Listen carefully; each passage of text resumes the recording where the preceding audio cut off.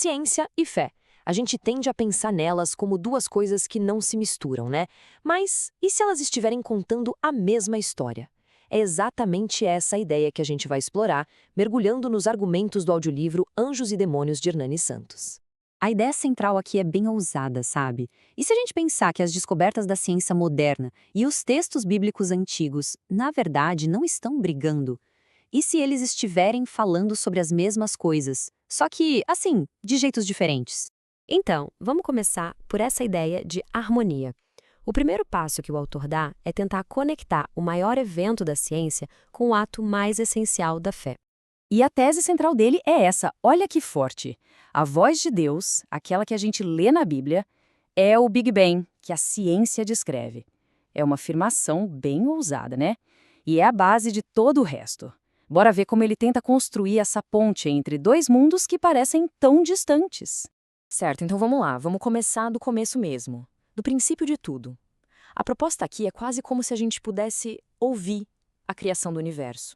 O argumento é que voz de Deus e Big Bang seriam, no fundo, dois nomes diferentes para o mesmíssimo som que deu origem a tudo.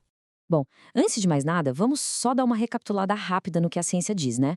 A teoria do Big Bang, basicamente, a ideia é que o universo inteiro começou de um pontinho minúsculo, super quente e denso, há uns 13,8 bilhões de anos. E de lá para cá ele não parou de se expandir. E aí o autor chega e diz, com todas as letras, a voz de Deus é o Big Bang da ciência. Ele coloca um sinal de igual entre os dois. E o mais interessante é como ele defende isso. Não é só uma ideia jogada, não. Ele vai buscar a prova, digamos assim, na própria linguagem usada na Bíblia. Olha só que interessante essa comparação. De um lado, a gente tem a Bíblia descrevendo a voz de Deus como um tumulto de águas, um trovejar, uma explosão, palavras bem fortes, né? E do outro lado, a ciência falando do Big Bang, uma explosão cósmica que criou tudo. A provocação que o livro faz é, será que a gente não está falando da mesma coisa, só que usando o vocabulário de épocas diferentes? Ok, beleza. Se o som da criação foi o Big Bang, a voz de Deus, mas e o resto? E a coisa que foi criada? Como o autor explica o tecido do universo em si? É aqui que a coisa fica ainda mais interessante, porque a análise mergulha em dois conceitos gigantes da física moderna: o espaço-tempo e a misteriosa matéria escura. E o paralelo que o livro traça aqui é de cair o queixo. Pensa bem. De um lado, a gente tem Einstein, no século XX, com a ideia revolucionária de que o espaço-tempo é como um tecido que ele dobra, estica. E do outro, milênios antes, um texto em Isaías que descreve Deus estendendo os céus como cortina, como uma tenda que se desenrola. A semelhança na imagem é impressionante, né? Agora a análise vai para um dos maiores mistérios da ciência hoje. Olha esse dado. Tudo que a gente consegue ver, estrelas, galáxias, planetas, tudo, é só 4% do universo. Os outros 96% são feitos de matéria e energia escuras. Coisas que a gente sabe que estão lá, mas que simplesmente não consegue ver. E como a Bíblia entraria nisso? Bom, o autor faz uma conexão muito curiosa. Ele pega essa imensidão de matéria invisível e liga com passagens bíblicas que falam que Deus habitaria em trevas espessas. A sugestão dele é que talvez essa escuridão não seja só uma figura de linguagem, uma poesia, e se for uma descrição literal da presença de Deus, que a ciência hoje chama de matéria escura. E tudo isso nos leva para uma das ideias talvez mais polêmicas e ao mesmo tempo centrais do livro todo. É a chamada teoria do intervalo.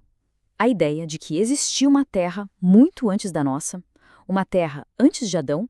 A chave para entender essa teoria está toda na diferença entre os dois primeiríssimos versículos da Bíblia, lá em Gênesis. O versículo 1 diz que Deus criou tudo perfeito, mas aí logo em seguida, o versículo 2 descreve a terra como um caos, sem forma e vazia. A grande pergunta do autor é, o que aconteceu entre uma coisa e outra? O que explica essa mudança drástica? E essa linha do tempo aqui ajuda a gente a visualizar a teoria. Funciona assim. Primeiro, em Gênesis 1, verso 1, a gente tem uma terra original perfeita, habitada por anjos. Aí acontece o intervalo, o gap, a queda de Lúcifer e uma guerra angelical que causa uma destruição total. O resultado, a terra vira aquele caos sem forma e vazio de Gênesis 1, verso 2. E só depois disso é que Deus começa a recriar o mundo nos 6 dias que a gente conhece, dando origem ao mundo de Adão. Então, beleza. Como é que o livro amarra todas essas pontas? A gente falou de Big Bang, de matéria escura, de uma Terra antes de Adão. Como é que a física e a fé se juntam para contar uma história só? E o resultado é essa proposta de uma visão unificada, onde as peças se encaixam. O Big Bang é interpretado como o som da voz de Deus criando tudo. O espaço-tempo que se curva da teoria de Einstein é aquele esticar dos céus da Bíblia.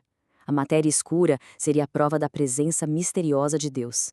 E o intervalo em Gênesis explicaria uma história muito mais antiga da Terra, com essa tal guerra angelical. No final das contas, o que Anjos e Demônios faz é deixar uma pergunta no ar. Será que essas são conexões profundas que sempre estiveram escondidas nesses textos antigos, esperando a ciência moderna para serem reveladas?